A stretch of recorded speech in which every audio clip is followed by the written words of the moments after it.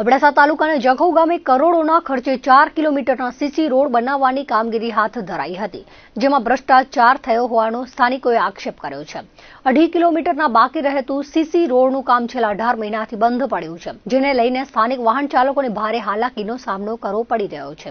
Road બનાવતી ભુજની Katira construction agency સામે ગંભીર આક્ષેપ લગાવાયા છે, જેમાં જણાવ્યું હતું કે રોડનું કામ ટેન્ડર પ્રમાણે થઈ રહ્યું નથી। ટેન્ડર મુજબ જે સમય મર્યાદામાં કામ પૂર્ણ થવું જોઈતું તે થયું નથી। એજન્સી મન ફાવે ત્યારે નિયમો વિરુદ્ધ કામ કરી રહી છે, જે બાબતની જાણ અનેક વખત સ્થાનિકોએ જવાબદાર આરએન્ડબી વિભાગના અધિકારીઓને કરી છે, તેમ છતાં એજન્સી સામે કોઈ પણ પ્રકારના પગલાં લેવાયા નથી।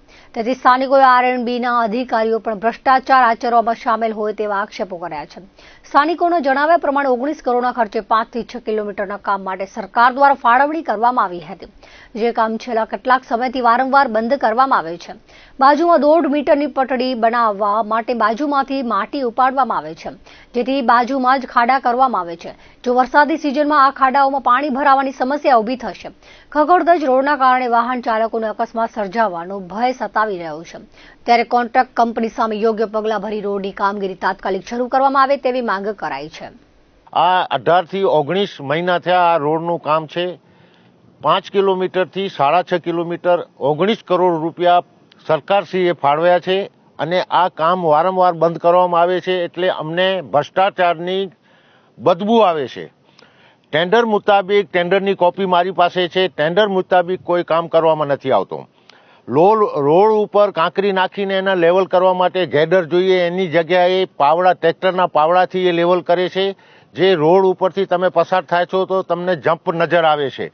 પછી જખૌ બંદરથી જખૌ ગામે સવારના ડેલી હોન્ડાઓથી અને બાઇકોથી જે માણસો જાય છે અને એની રેતી કેટલી ઉડે છે, માટી કેટલી ઉડે છે ને એને એક્સિડન્ટ થશે એનો જવાબદાર કોણ?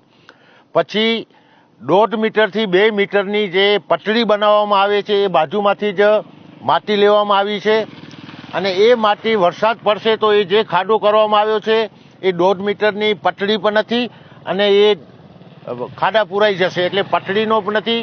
અને જે બી રોડ એ 5 થી 6 કિલોમીટરનું કરવામાં આવ્યું છે, ટેન્ડર મુતાબિક કામ કરવામાં નથી આવ્યું। અને જખૌ ગામ વતી અને એક જાગૃત નાગરિક તરીકે જો કંટ્રાટી કોઈ એને બ્લેક લિસ્ટમાં નાખવામાં આવે એવી મારી વિનંતી છે। ભુજની કતીરા કન્સ્ટ્રક્શન છે, એમનાથી વારંવાર મેં ફોનોથી વાત કરી છે અને ડેપ્યુટી એન્જિનિયર શ્રી નાઈ સાહેબને મેં વારંવાર વાત કરી હતી અને વાઘેલા સાહેબને પણ વાત કરી હતી કે એ કોન્ટ્રાક્ટરે ટકા ઓછા ભર્યા છે। ટકા ઓછા શું કામ ભર્યા છે?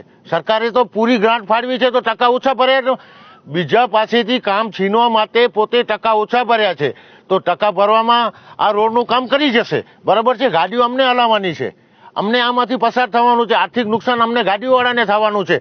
કંટ્રાટી તો કામ કરીને વયો જશે, સરકાર પૈસા ફાળવ્યા છે।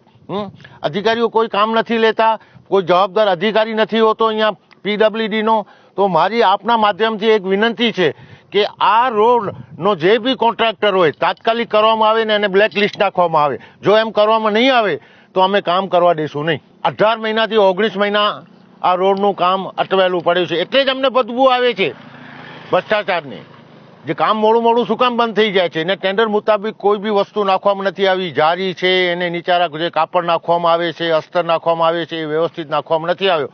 તમે જુઓ બધી જગ્યા ઉપર જાલી ખુલ્લી છે। અમે વારંવાર ફોન કરીએ છીએ તો એનો કોઈ દાદ જ નથી દેતા, તેનો મતલબ શું છે?